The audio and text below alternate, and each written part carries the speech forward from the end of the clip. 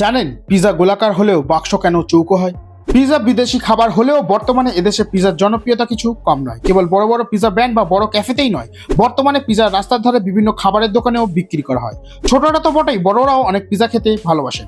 East ও ময়দার তৈরি একটা গোলাকার বেসের উপর পিৎজার সস, তার উপরে ক্যাপসিকাম, নানা রকমের বেল পেপার, পেঁয়াজ, অলিভ, মাংস বা পনির সহ নানা রকমের টপিংস ও চিজ দিয়ে পিৎজা বানানো হয়।